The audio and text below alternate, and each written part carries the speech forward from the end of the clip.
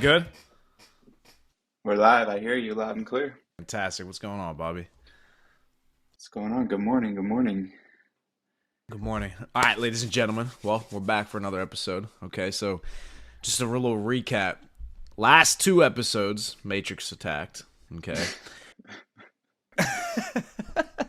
and so I talked to Trumpino again. And Trumpino, he said, "Listen, I know you boys are experiencing a lot of attacks from the media machine. They're starting to slander our names on CNN and these other news stations." And we said, I don't know, Trumpino, I don't know if we can go live for a third time. He said, "Listen, I need you boys to do what you got to We're do still for the gonna go people. The live. people need you right now." Yeah, we're going live regardless. We're probably gonna get about 45 minutes in. You guys will see the Matrix will come for us, and then we'll see if they attack for a third time. But real quick, I just want to make sure that we mention this too. So recap from last week. Okay, so we did a week straight where we let the gentleman, or not the gentleman's code, the Taylor's code be open enrollment for the past week, and we've actually had a ton of interest and a ton of people rolling in from literally all across the world, right? I'm talking Africa, UK, Brazilians, Mexicans, people in the United States, people from Yemen, people from all over the world have been flooding the gates into the university. So everybody that's tuning in, that's new in the Taylor's code, we welcome you. We're excited to work with you. And we're excited to help you guys start to make money. And the whole purpose of this live stream is for me and Bobby to discuss things like making money, discuss things like women, discuss things like politics, discuss things that will actually help you become a better man and become a gentleman in today's world, as opposed to being just like everybody else and living this miserable life where you're not going to be able to get the respect and get the recognition that you want as a man, right? So, yeah, we're excited to get rocking with you, ladies and gentlemen. Yeah. Bobby, I'll let you go ahead and, Yeah. recap whatever you Recapping want to that, recap the real free quick. week that we had, I thought that was very productive. We got a lot of people in. I've talked to a couple different people throughout the week that were new to the Taylor's Code, that wanted to be there, that wanted to join a network of individuals that were just teaching things, that were learning new things in the crypto space, e-com space. So to see that many people interested, just probably based off the videos we're putting out here on YouTube, is great because that, that lets us know that what we're doing is working and people are resonating with it. That what we've been putting all this time and effort into things, and that people see that and people want to come join us and learn. And we could teach people, but people have to do the work themselves. So people that are going to join the Taylor's Code, have a vision on what you want to learn, what you want to do, how you want to make money, and then get in contact with that person in there, because there's going to be somebody in the Taylor's Code already doing what you want to do, whether that's affiliate marketing, whether that's even real estate wholesaling, sales, e-commerce, whatever you want to do. There's somebody in the Taylor's Code that can help you out. If not, get you to where you want to be, get you in front of somebody who, will get you where they want to be. So I thought it was very successful. Now we're back up to full price. So if you missed out, it sucks, but you still could get in for less than a Happy Meal these days. So get in, join the Taylor's Code, and we'll have some more content like this up in there where we do other calls and such. So yeah, that's it. That's a recap from the free Taylor's Code week. Absolutely. And real quick, because I know that we got a lot of people live right now, I'm going to also answer the question about the quad shot espresso, because yes, this is a quad shot. All right, to whoever who asked that.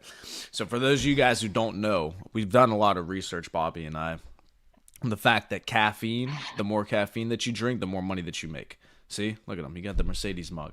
Fantastic. So quad shot espresso in the morning, light your blood on fire. Then I'll do another double, probably around lunchtime, do another double to get me through the rest of the evening. So about 8 shots of espresso throughout the day. But that's also how you increase your income. If you're drinking no caffeine, if you're drinking no espresso, you're probably not making any money too. Okay? I challenge you to challenge my research on that. Anyways, we got 5-6 people live right now, watching live. I got 3 on my end over here. Beautiful. So 8.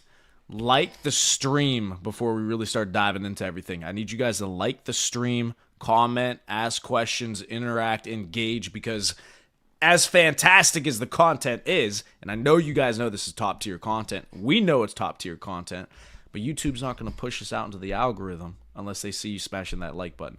Now, me personally, I think YouTube should just push us out there to the masses because we're making the best content. But until they see those likes going up, until they see that subscriber count going up, they're not going to be pushing us out as much. So, I mean, we actually went from my channel, 25 subscribers a couple weeks ago. Now we're up to 164, 170, something like that.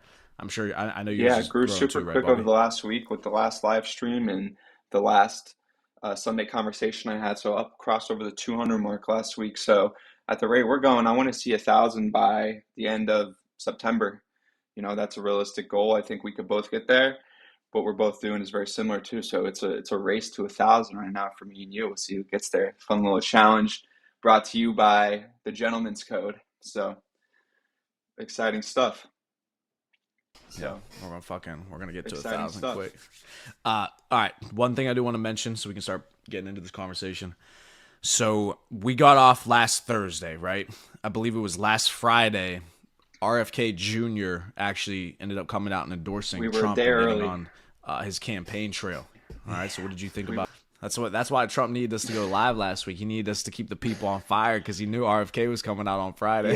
Yeah, that's an interesting starting point. If you want to start talking about that, I found it pretty exciting for what he wants to do in the administration from a policy standpoint with food and stuff like that. But go ahead, you could lead it off.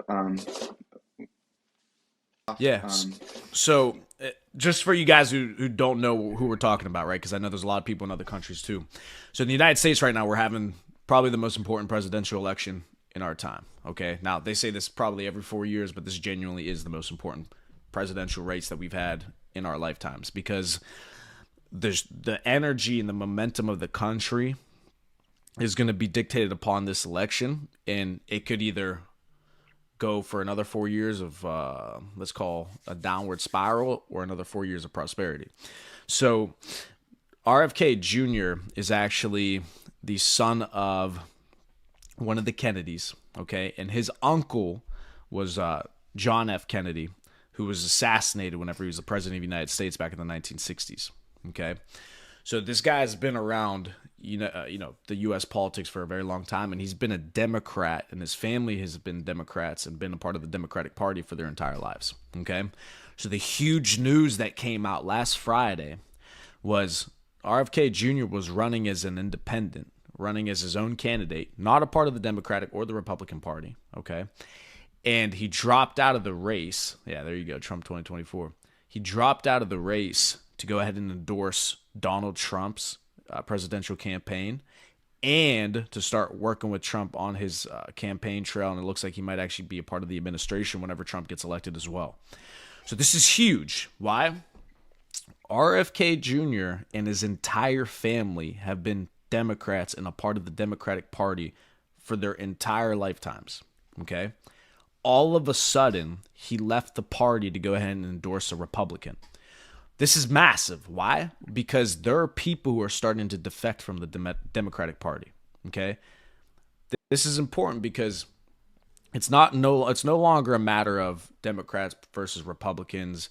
This yep, idea versus that idea. This stance on this yep. political point. This stance on that political point. No, now it's gotten to the point where people who have been lifelong Democrats are leaving the party to join a different side because what's happening in their hmm party is repulsive to them. That's them saying hmm that. All right, I'm not necessarily saying that myself, but that's repulsive. What's going on? So that's a massive point in history because then you have to say to yourself, why all of a sudden are these lifelong Democrats defecting from their party and starting to endorse somebody that the Democratic Party looks as like the devil, right? So that's the question to ask. Why are they doing that? Well, there's a couple of reasons, right? The first one of the biggest ones I would say is the censorship of the word, censoring people's opinions, censoring what people see online. There's censorship going on all across the United States, and people in the U.S. didn't think this was going to be possible. I remember growing up hearing about censorship in China and not being able to get to certain types of websites, not being able to access this news source and that news. And we're like, oh my God, China censors their people. And the same thing in Russia, right? You heard growing up in Russia, oh, Putin, he censors you on this and on that, and they kill their political enemies, et cetera, et cetera, et cetera. You hear all these bad things about these other countries. Now, all of a sudden, in the United States, you realize, oh, hmm wait, they do the same thing to us, too. So, yeah, that's hmm what pretty much all governments do to their people, right? But now it's just the United States are starting to wake up to that, and they're starting to see how the current administration has been massive on censorship, and people are losing their minds about that, even apart the Democratic Party, because that's quite literally something that the U.S. is it was founded on It's was the the first thing they freedom of wrote. speech, right? Yeah. That was the whole point of creating this nation was so that people had the freedom of speech and that the people had the power in the nation. That's why we had the war with England so that we could be able to. We had the revolution, or I'm sorry, Yeah, the war to get our independence so that we could be able to be yeah. a nation of the people and have the freedom of speech and be able to, argue ideas, and the best ideas come to the top, become put in place, and that the people had a choice of what was So going on with you the government. you hit two topics there. One you beat me to was the censorship because I wanted to talk about Zuckerberg and Meta and Facebook, but we could get to that second. But JFK, I thought it was interesting for what he'll do for the Trump administration because he had this thing going where he's been after the pharmaceutical companies and been after the FDA, so the Food and Drug Administration. So for a lot of people that don't live in America, and Priamo's touched on this topic, he has a video on this topic about, how important it is to eat healthy foods and everything like that. And JFK is huge on that. So I think he's going to probably be the Food and Drug Administrator kind of role in the Trump administration, cleaning up food, cleaning up water, and that is something that he ran himself on for his presidential bid, but Trump has kind of doubled down on it. So, with his endorsement now, I think that's the route they're going to go is, cleaning up the FDA, Food and Drug Administration, because, bless you, what they have now is the people that create the laws for food, for everything that we eat that goes in a grocery store, are the same people that make the food.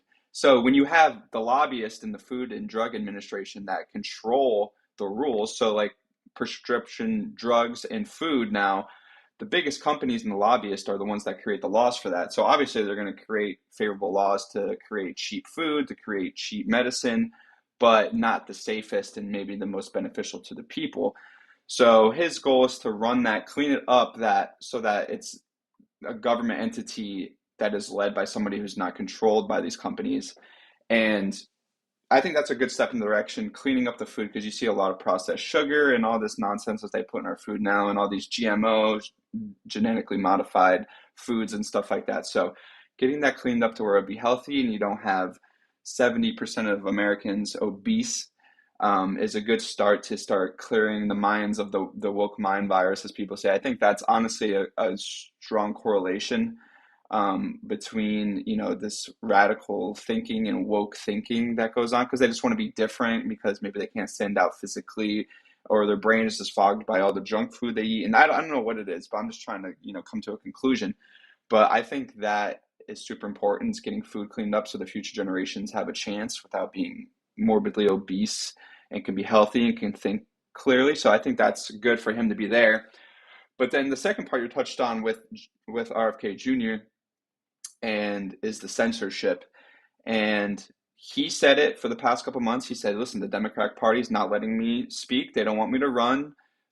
He thought that they were in collusion with Facebook Meta, shutting down his post. And so now it comes out during 2021 COVID pandemic that the US government was in fact pushing Meta to take down misinformation. Now it comes out, well, a lot of it was true information. It was just the government didn't want to call it true at the time. But they were forcing Meta to take down these posts regarding vaccines, regarding COVID itself, the origins, the spread, everything that someone would say about COVID. They'd be like, take it down, take it down. Joe Rogan, he was affected by this. He said to take some kind of medicine, and it comes out later that okay, that medicine actually works against the virus spread. So people were shamed. People, if you didn't put a mask on in public, you were ridiculed. I lived in DC at the time, which was probably the worst place in the country to live because they were just so strict on everything. You couldn't go into a Starbucks without standing 7 feet away, and if you didn't have your mask on properly, people were bitching at you. So it was terrible. But I thought it was just interesting that JFK endorses Trump, and then all this meta stuff comes out with censorship. Right. Yeah, and that's why people are starting to defect because they understand that that's the most basic human right that you're supposed to have here in the United States is the fact that you're able to have the freedom of speech, right? The idea of again the US is to be able to have the arena of ideas, be able to debate all those ideas, including stupid and bad ideas. That's the whole point, right? Freedom of speech is not to protect the speech that everybody likes and everybody enjoys. That doesn't do anything for everybody. That speech is just already enjoyed.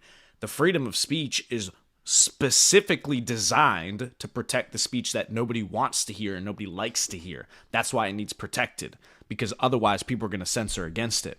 And here's the other issue too that people don't understand is whenever their party in favor or whenever their people who they favor are the ones who are censoring Mm-hmm. others, they love it, right? And they don't think about this. Mm-hmm. The issue with that is eventually the power structure, the power is going to change. Okay, that power over time will cyclically, and it always does, will cycle to the next party or to that next generation, to the next person with a different idea who disagrees with your thoughts and beliefs. Now, if they have the power to censor you, the tables have turned. Now you can't speak. Now you can't move. Now you'll go to jail. Now they'll throw you in prison, right? They don't understand that there's two sides of it. So you have to allow everybody to be able to speak freely. Otherwise, there's no, you don't allow the best ideas to rise to the top. And that's the issue with the political races that we have in the United States now is, and I've noticed this change even throughout my short lifetime of elections, but, you know, it used to be that presidential candidates would talk about policy. They would talk about the things they would do for the country. They would talk about the changes they would make, etc. And they would have to actually discuss their political views. Now it's become, now it's quite literally solely a attack on the person, right? This party's attacking that person. This party's attacking that person. Now it's just become a game of make fun of each other. Talk about who's worse, who's worse, who's worse, as opposed to okay, but what the fuck are we actually gonna do about the country? What's going on? That's why RFK Mm-hmm. Jr. what he wants to do with the children and being able to fix the food that we eat and the food crisis that we have and the health crisis that we have in the United States is fantastic because that's something that's actually going to change and help people's lives in the United States. The kids, I've thought about this too. It's not a mistake that I've actually thought about this. I've quite literally consciously thought to myself, I feel like everybody's getting cancer now. Everywhere around me, people around me, things that I hear, etc. It's like everybody's getting cancer. Okay. That's probably correlated to something. All of a sudden, everybody has anxiety, depression. Everybody's turning out to be, which I don't know if this is, you can say this on YouTube, but everybody's turning gay now. Everybody's being, not everybody, but a lot of people are starting to come out as transgender, gender fluid, all this crazy stuff. And listen, I'm not saying that people don't actually feel that way, right? I completely believe that they do feel that way. But here's the thing. Don't you think that there's potentially a correlation with the foods that we're eating, the things that are in our water, etc., that are actually making these people feel this way? Does this not look like it's a pandemic of health? Doesn't it not look like it's a bad thing that everybody's fat, everybody's overweight? Like, you have to start to say, well, these things are going to have to correlate with something. Why are all these numbers exploding? Why are the numbers of depression exploding, anxiety exploding, the amounts of medications and drugs that kids are getting on exploding? This is not a good trend. These numbers going up is not a Mm-hmm. good thing. So shouldn't we be looking into what the hell is actually going on with our food and the things that we're putting into our body? And RFK Jr. said, yeah, we do need to look into it because it's actually horrific. It's actually terrible what we're putting into our kids' bodies. It's actually terrible the kinds of chronic diseases that our kids are getting diagnosed with now. This is disgusting, and we can talk about a myriad of different things that have gone up in terms of cases that have been diagnosed in children, autism, diabetes, just being overweight in general. I see kids nowadays, Bobby. It's fucking insane. Almost all the kids I see nowadays are fat. 8 years old, 6 years old, 10 years old.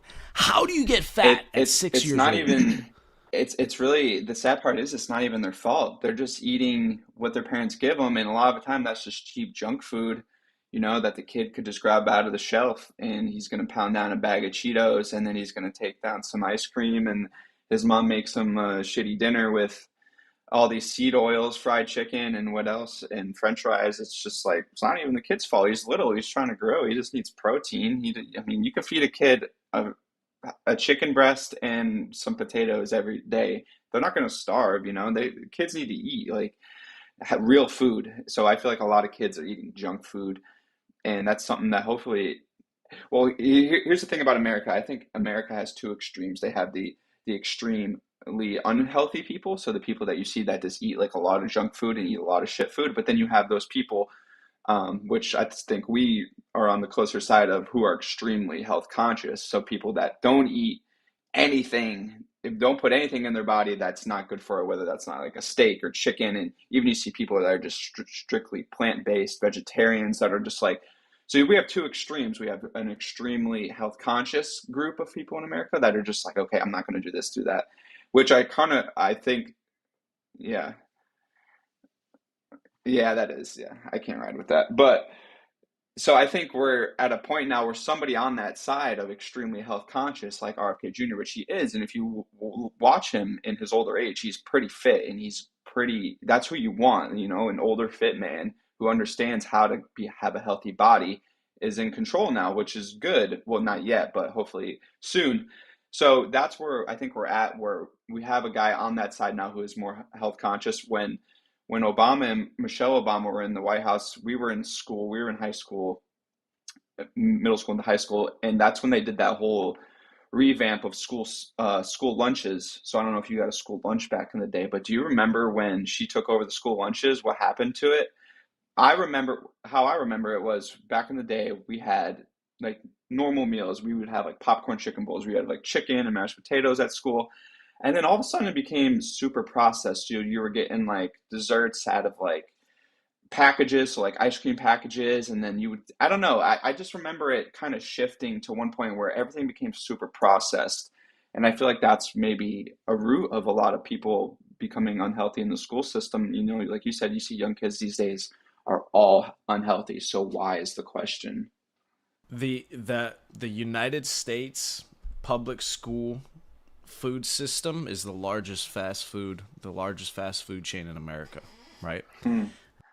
These schools, these middle schools and high schools that are serving these lunches, that's literally a fast food chain, and they're putting dog shit food in there for these kids to eat every single day while they're growing up. Of course they're coming out fucked up. Me growing up, you know what my parents did that was smart is, so both of my parents are immigrants to this country, so they understand what real food looks like and what it's like to actually have a real meal. They would send me every single day growing up, and I used to think it was weird. I used to feel like I was left out because as a kid, when you're the only one who's Yeah. not doing something that all your buddies are doing, you feel weird, you feel left Yeah. out. Everybody else was getting the school lunch every single day. They're eating the fucking fries, they're eating the cookies, they're eating the sandwiches, the burgers, all this bullshit, but they're loving it, right? And I'm thinking to myself, oh man, I'm always packing my lunch. Da, da, da. Why do they pack my lunch? Because they give me actually good food, right? They actually prepared something in the morning for me, put it into a lunchbox, and sent me to school with it, so that whenever I sat down to eat, I was eating something healthy. I was eating some fruit. I was eating the sandwich. I was eating things that my parents knew what I was eating, as opposed to all these other kids who were eating this absolute dog shit, this slop that they're Literally feeding to all slop. the other kids, right? Slop, disgusting. And this is how you're going to feed your nation? Because here's the thing, right? You know, these decisions, they're not necessarily made consciously, right? I'm not saying that the companies that provide the food for the school system are sitting there thinking, all right, we're going to feed these kids terrible food and we're going to make them weak and we're going to make them sick. I don't think that's conscious. But what happens is we've incentivized cheap, highly processed, easily available foods. So shitty foods, right? Processed foods. We've incentivized it economically to be what they want to put out there, right? Because a business is going to try to make as cheap as possible food to be able to sell it for as low as possible to be able to increase their profits, right? So I don't think they're consciously making the kids sick, but what happened is now we're feeding our nation of children, right? The next generation, the people who are supposed to be in the army, the people who are supposed to be the engineers, people who are supposed to be protecting the country, people who are supposed to be coming up with the new ideas and working in the industries. We're feeding them such terrible foods that we can't even be competitive with the rest of the world. Think about what you're doing to the nation, to the population of people, right? Everybody's becoming sick, overweight, fat, can't fight. If we got into a war where we actually need human beings themselves, I mean, we don't look like the Russians. I mean, almost every like we don't look fit, we don't look healthy. We're sick, we're on pills, we're on drugs, we have mental disorders and diseases. Like, you're completely destroying the population of the United States. And so you think, Why is the U.S. declining in so many of these major key factors and these major metrics for a nation in terms of being competitive with the rest of the world? Why are we declining? Well, because our people are declining. Our people are literally getting worse. The average lifespan for a human in the United States is going down. Why would it go down? Well, obviously there's a problem with what we're And doing with that's our a health. problem is too with the drug companies. They want you as a customer. They want everyone as a customer. They don't care what product you're buying. They just want you to buy a product. So it don't matter if you're overweight, you can buy Ozempic, or if you're a child with diabetes and you want diabetes pills, or whatever however you treat diabetes. But in some way, you're gonna become a customer if you're not careful. Because I mean, even like a mental health, they push that now. If you have mental health, go to a therapist and then see a doctor, and they'll get you on some antidepressant medicine. I don't understand why you would want to do that. Just you figure it out in your own mind first, in your own body. Eat healthy, journal, write things down and take control of what you can take control before you're going to go to see a doctor and get put on a medication. Some people need medication, and that's fine. Take the medication you need. But if you're a young 26-year-old male like me and you are, and you're all over the place eating terrible and you're on all these medications, I think you need a reset sometimes. Some people just need a reset. Stop taking the pills, stop eating the shit food, and just go natural. Eat real food, eat a steak with some potatoes, journal, meditate for 2 months, and then see how you come out. You might come out still a crazy nut job and go back on your meds. Okay, fine. But give it a try.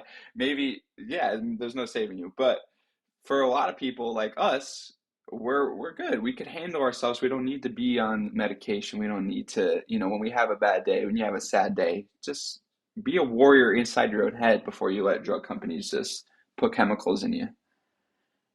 And that's such a great point because that's right. So, for example, somebody like myself, I've been in the mind space where I thought I had anxiety and I couldn't handle myself and I would have these panic attacks, et cetera, et cetera. And you think to yourself, I could either take a drug to try to fix this, or I could actually become the person that I need to be able to fix this. And what you don't realize is that once you start operating in the mind frame and you start acting as a man the way that you're supposed to act, all of a sudden these feelings of anxiety, the depression, all this shit goes away. And what they don't want you to know is that you can actually fix it yourself. You actually can fix it. But the reason that you feel anxious or depressed is because you are living a shitty life, is because you aren't doing the things that you're supposed to be doing. This is called the gentleman's code. Why? Because this is how you're supposed to operate as a gentleman, right? What should you do as a man? Go to the gym, get fit. Let's start there, right? If you look, boom, you got fucking big biceps, you got six-pack abs, you look good, you can go to the beach, take your shirt off and feel confident about the way that you look. That's the first step to fixing all your problems. Start there. You don't need to be rich to be fit.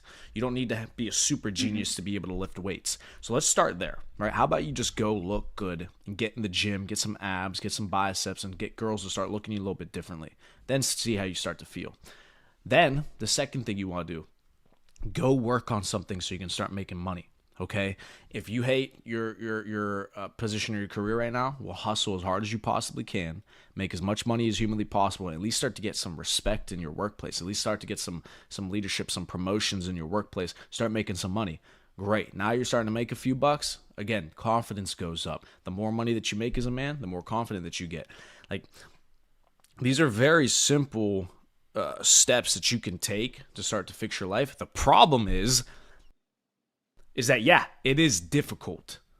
Yeah, it's not going to be easy. Yeah, going to the gym sucks every single day. You think I feel good going to the gym every single day? I go to the gym every single day. I go for a run, a couple miles, right? Like, these aren't things that are exciting for me. I was just telling my father this the other day, because I go to the gym every single day. And that's how I stay fit. And I was telling him, I said, yeah, here's the difference between, well, there's no difference between me and other people, right? Other people don't go to the gym because it sucks. Well, I don't go to the gym every single day because it doesn't suck for me. No, it still sucks for me the same. It's just I didn't give a fuck, and I kept going until it became a habit. So now it sucks the same, but the resistance that I have to overcome to be able to get into the gym is much less because I've developed the habit.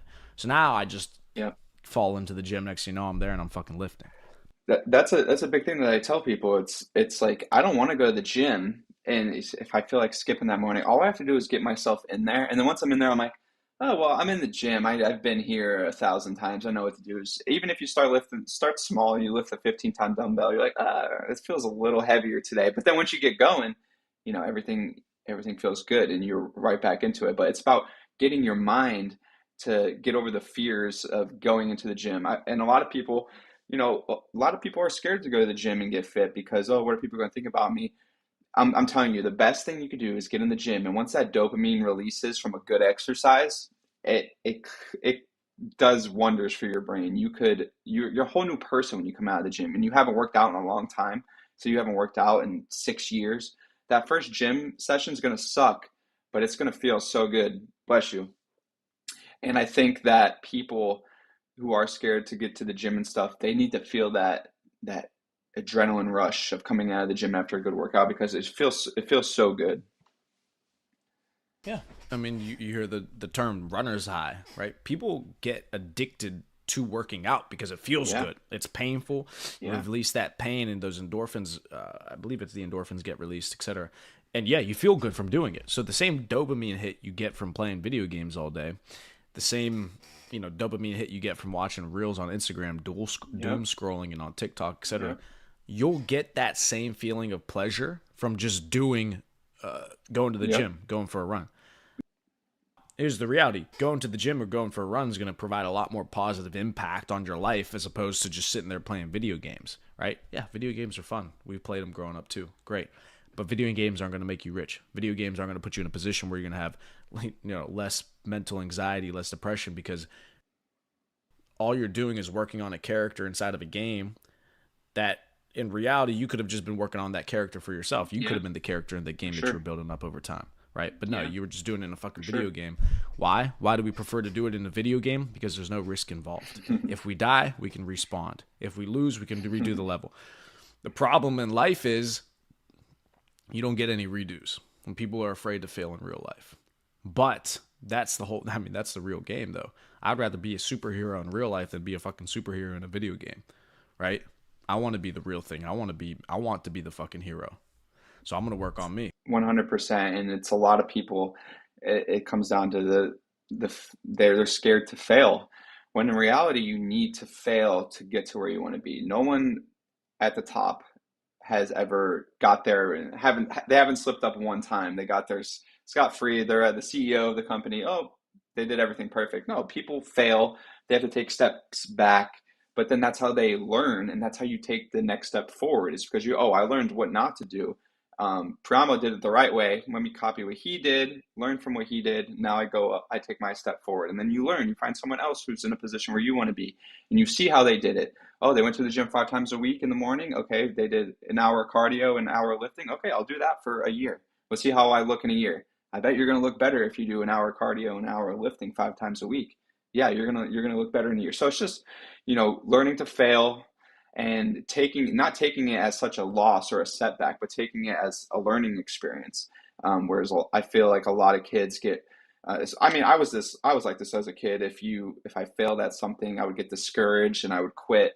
But as I get older, I realized, okay, me maybe getting yelled at, or me maybe, getting yelled at practice or something was actually a good thing because that was how I could have taken the opportunity to learn. I learned that now that I'm older, but looking back on life, there's always things you could improve on. And that's one that I see in myself, is that just, take everything as a learning experience and not like a personal attack. Like, I don't think my high school basketball coaches were trying to attack me, just trying to make me better. So that's how I look on it in learning. Yeah, because failure is feedback. Failure is a learning experience, like you said. So the more failures that you can accrue over time, the more intelligent you become, the more knowledgeable you become on a subject. That's how you start to become successful, because now you have feedback. Now you have knowledge, you have experience. So there's actually an example in the book that I read before. It was Atomic Habits, okay? And in the book, they talk about a scenario where they have a classroom, a photography class, and the teacher, he split the group up into two groups, or split the class up into two groups. So he had group A and then group B, and he was going to grade each group based off of different criteria.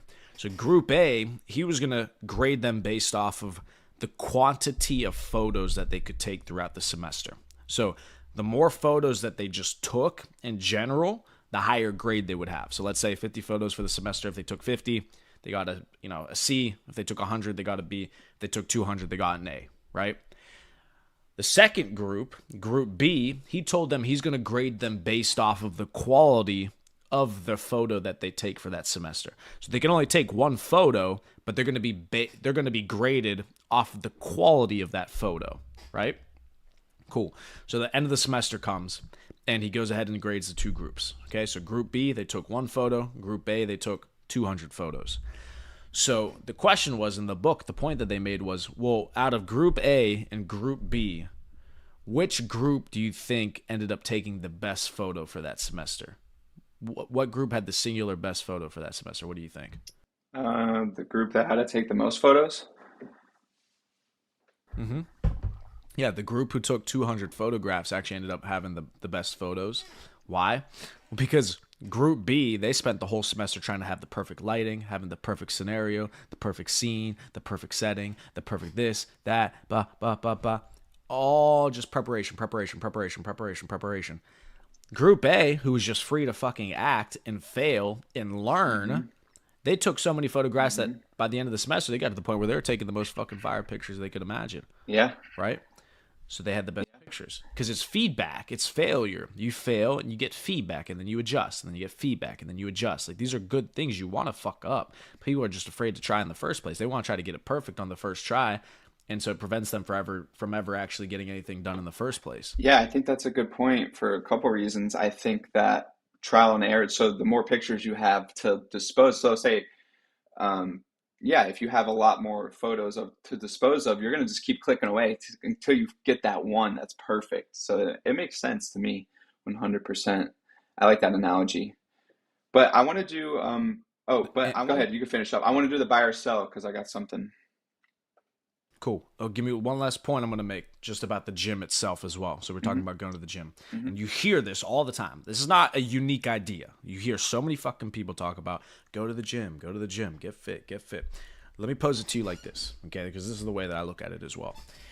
If you're struggling in your situation, or let's say you even have a good situation right now, but you just want to improve your situation, tell me in what scenario is being fit not going to be advantageous to you.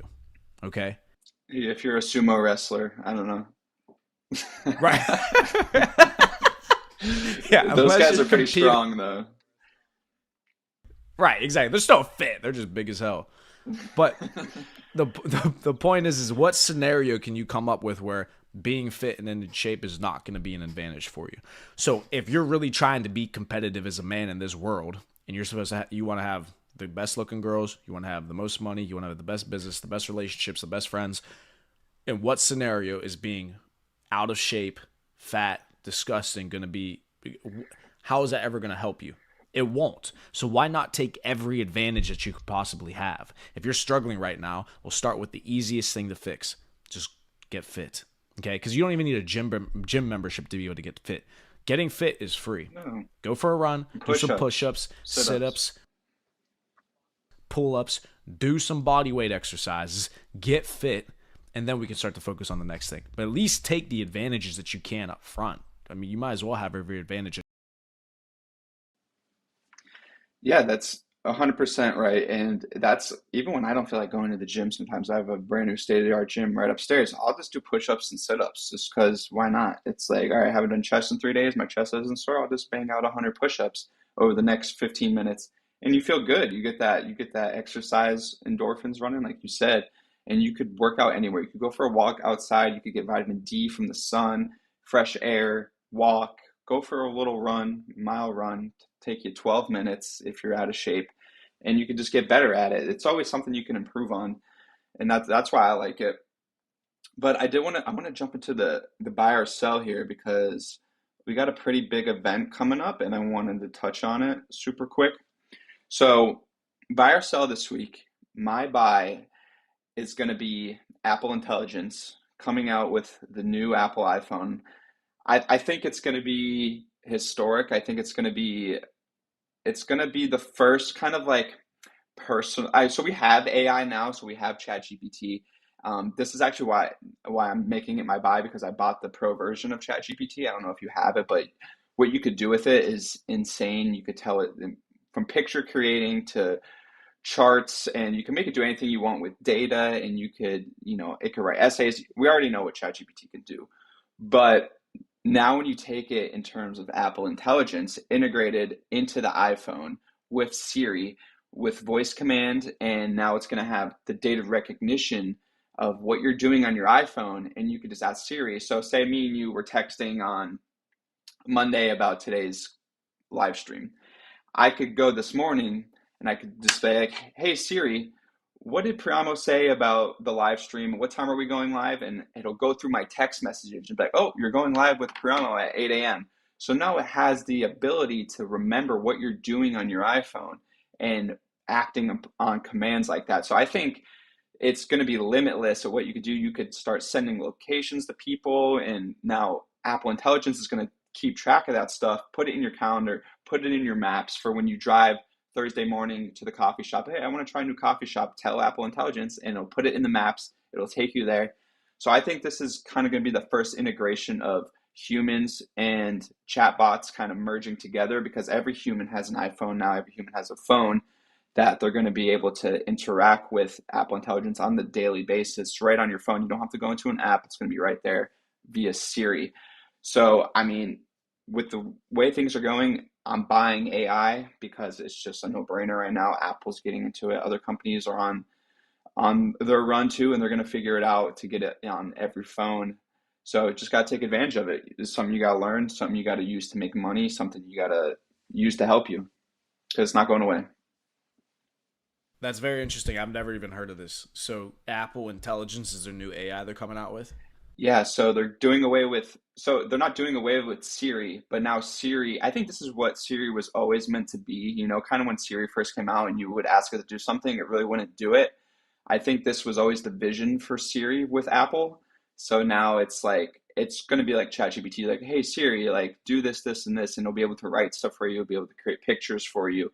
And it's all going to be on the brand new iPhone. It's only going to be on the Pro 16, the one I think they have a Apple event next week. I think so, first week of September. So they're going to release the new phone. They've already released the new software with Apple Intelligence. So it's Apple. It's funny because Apple always wants to be on the cup. So it's still AI. It's just Apple Intelligence.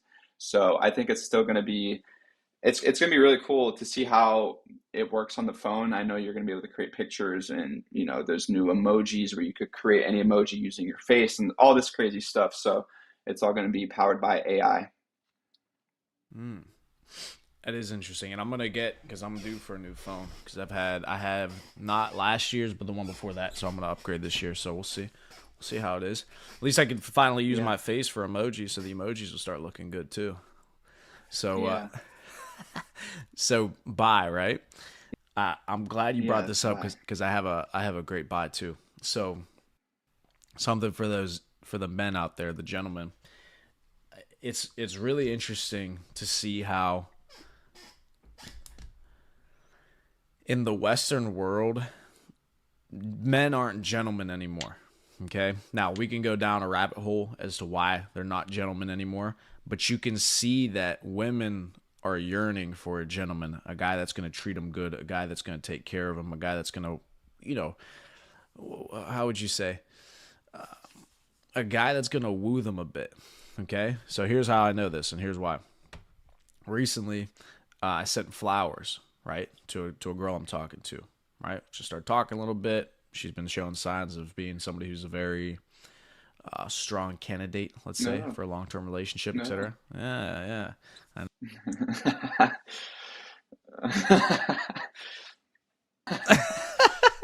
But so what I did was, just as a nice gesture, she told me the kinds of flowers that she liked. Me, a professional, I took that down into my notes. Said, all right, she likes this, she likes this. Okay, fine. Boom. A couple weeks later go by. Bang. Send the flowers to her house. Okay. She gets the flowers. Head explodes. Oh my God, you sent me flowers. Da, da, da. Her mom loved it. Her mom saying, oh my God, he's such a good man. Thank you for taking care of her. Da, da, da. Right? Hmm. So great play, right? Fire play. Send flowers. This is Hmm. normal, right? You guys think this would be a normal thing for you to do. Our good friend uh, Logan ends up doing the same thing for his girl, right? Same thing. Loses her mind. All the girls at the office see that she got flowers because he sent it to her work. All the girls at the office saw that she had flowers, are taking pictures, sending it to her boyfriend. Oh, you gotta do better. Da da da da da da da. Okay. So point being, right? Yeah. So here's my point. The reason you want to buy your girl flowers, all right? Number one, it shows obviously that she's appreciated. But number two, women aren't used to men being gentlemen anymore.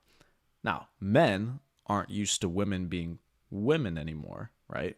But the Hmm. point is that just that little gesture is so meaningful to them because they just want to show that you're thinking about them. So, like, I mean, she loved it. Her mother was like, "Where are my flowers?" You know, my mom and my sister were like, "Where are my flowers?" Everybody, all of a sudden, they all want flowers, right? Girls just want flowers. Hmm. So that's your piece of They game. do. Yeah, they do. They're just flowers, flowers. That's all. They just want flowers, right? Yeah.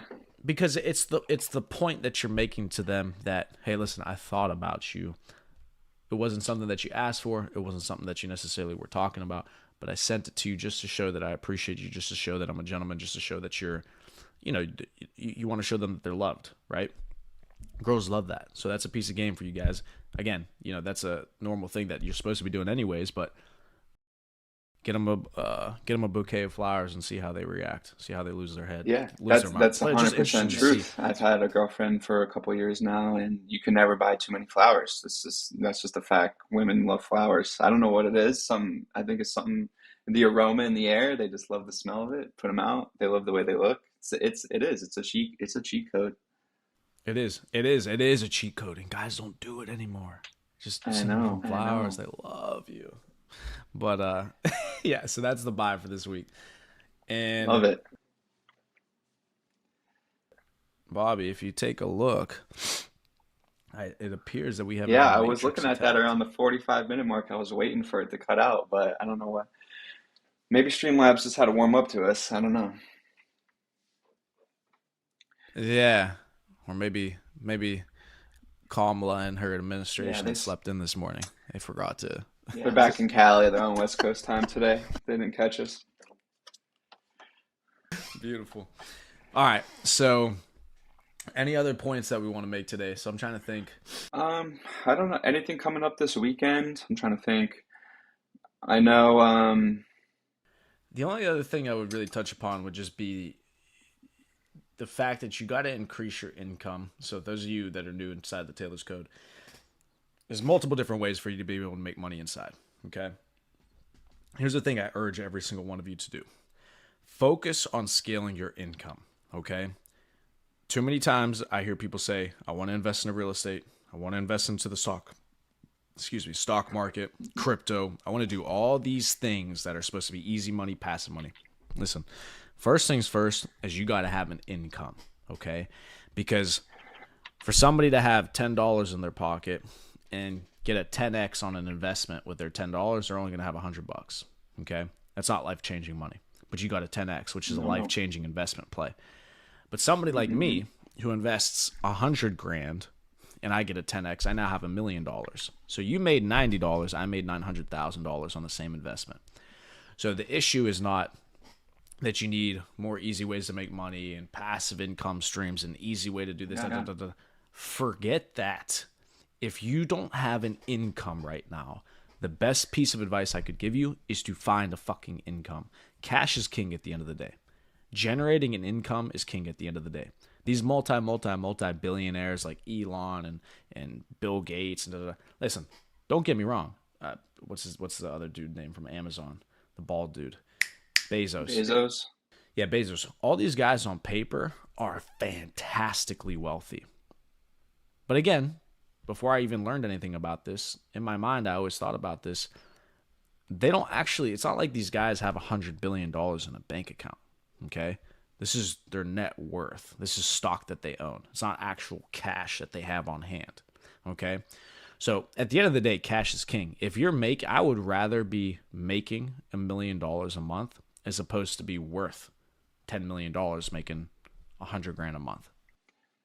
Right? Like Yeah. if That's my yeah. money is tied up in assets that aren't liquid, now stocks are liquid obviously, but if you're tied up in a lot of assets that are not very liquid, what kind of lifestyle can you actually live?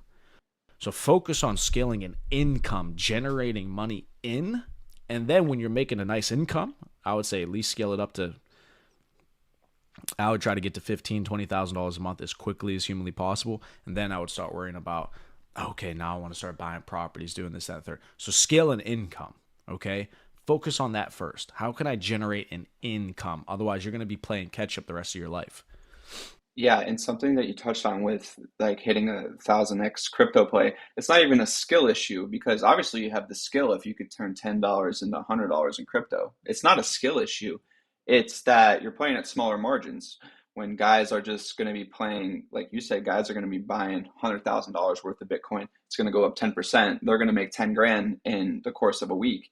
When you're playing at small margins, you can't really compete with the big guys. You could, like I said, it's not a skill issue. Like you could buy in and then sell at the same time, but you're not in the same league because you just don't. If once you get your income up to that level and you have invested yourself into the crypto to be able to have 100 grand and then be able to make those 10%, 20% returns in a week, now you're making a $10,000 a week, $20,000 a week, and that's when you could really start separating the gap.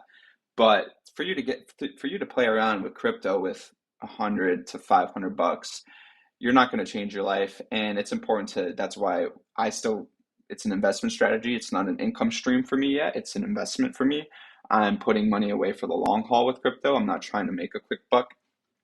Um, so that's just my theory on it. I'm not trying to make quick bucks. So when you're looking at these platforms and trying to make quick bucks with crypto, try to invest in yourself in other ways so that you could drive money into your account. And it makes it so much easier to get the return you want when you have more and more money in your account. So keep investing. And if you have an income skill, whether you're in sales, whether you do e-commerce, whatever you do to make money, keep working at that at the same time because crypto is not going anywhere and you could do both at the same time. You don't have to be stingy. You don't have to be like, oh, I'm going all in on crypto because some guy on the internet told me that's the best way to make money. No, it's like figure out what works for you. What doesn't work for somebody else might work for you, and vice versa. If someone's doing something online and you want to do it, you could do it because anything's possible. A lot. Don't get discouraged. But I think Priamo's right. Find an income stream that you like, that works for you, and that you could scale past $10,000 a month. And then once you pay your bills, once you're a big boy and you have the car payment paid and you have rent paid or whatever you pay, okay, take some money, put it in the crypto, put it $2,000 in, and then watch what happens in a year when you do that consistently and you have a process of, okay, I paid my rent, I paid my car, I paid whatever else I got to pay this month, and I got no other bills, and I'm going to put the rest of it in the crypto. Boom. Keep doing that month over month, and then watch where you'll be in a year. You could be at $100,000 in 2 years if you play it smart and if you drive your income up.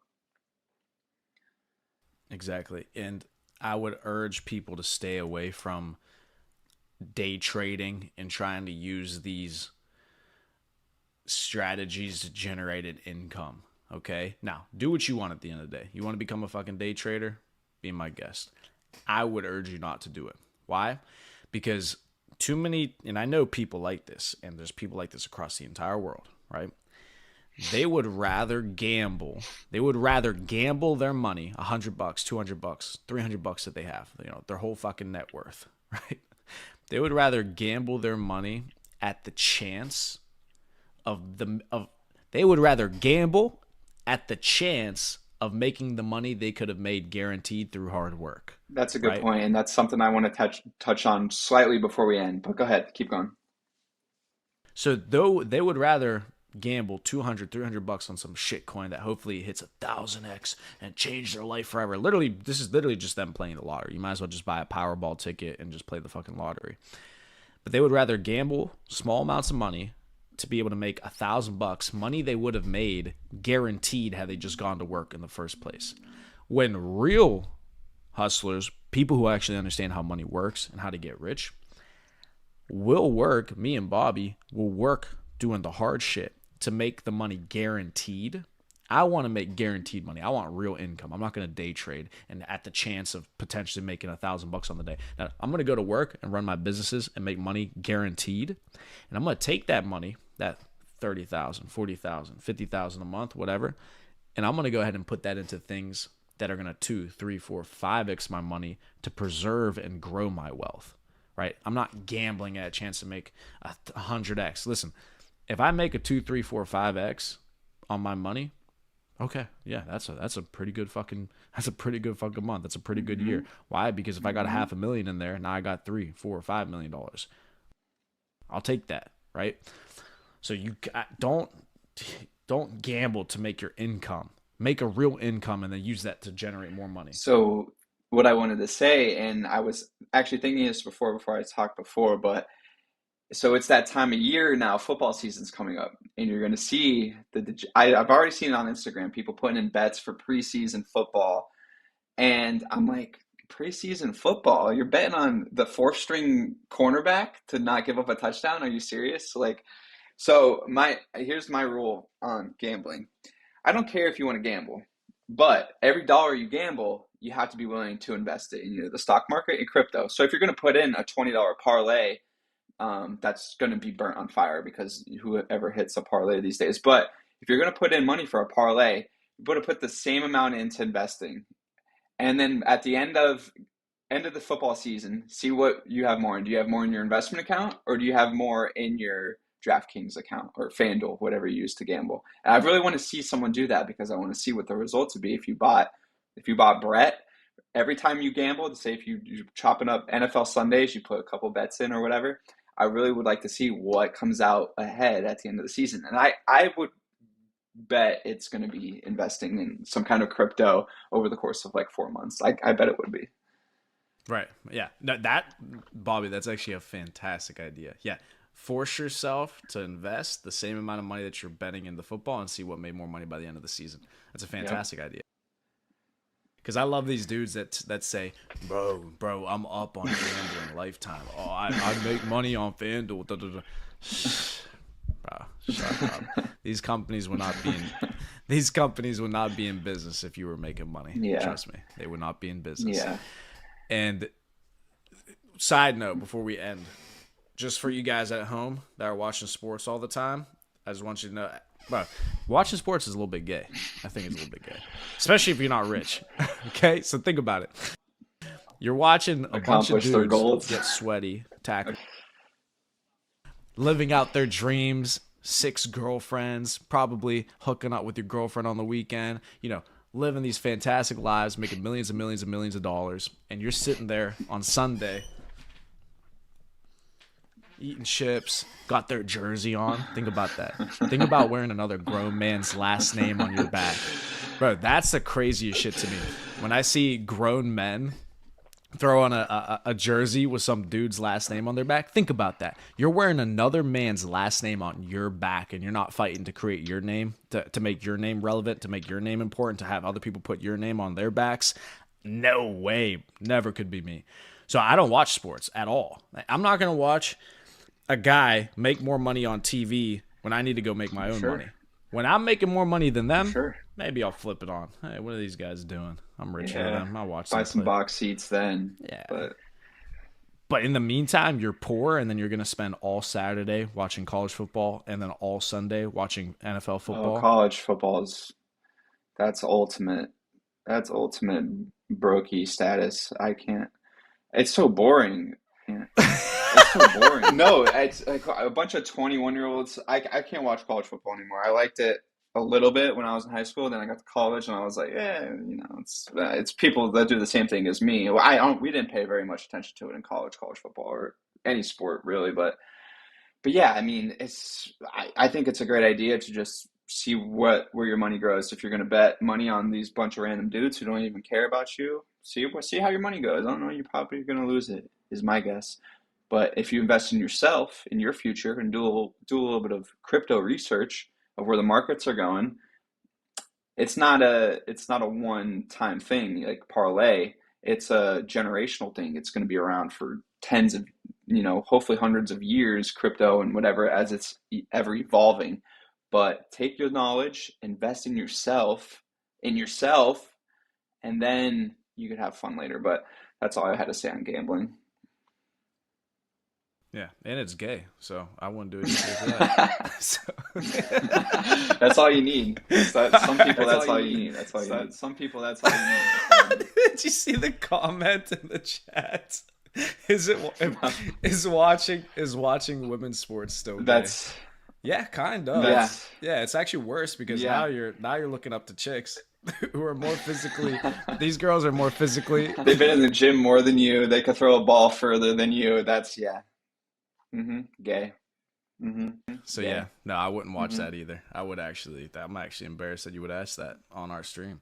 So well, at least looks like we got a lot of work to do, Bobby. But that's why we go live every week. Yeah, I think we got some good viewership here this week. I've had some constant viewers, so we're growing. Yeah, we got We're seven. growing. We got seven live on my end. Oh, fire. Hey, one Oh, last fire. thing. Yeah, one last thing for everybody that's watching. Like the stream. Listen, Subscribe. this is the subscribe, like the stream. We're becoming your guys' typical influencers. Like, subscribe, turn on the notification bell. Da, da, da, da. Listen, just give us some likes. We gave you the juice today. We got to get this content out in front of more people because right now, think about the stuff that they're watching. Not people who are unintelligent, goofiness, wasting their time, not becoming better men, not becoming better people. Let's get this out to people so we can actually start to change some people's lives, help them make more money, grow our network, grow our influence. Do that by hitting the like button. Do that by commenting, asking questions, being engaged. Okay, we got to pump this out to the rest of the platform, and let's continue to grow this community. Fire. Beautiful. Yeah. Fire. Outside of that, I'm good to go. You good? Yeah, I'm all good. Have a good rest of your Thursday.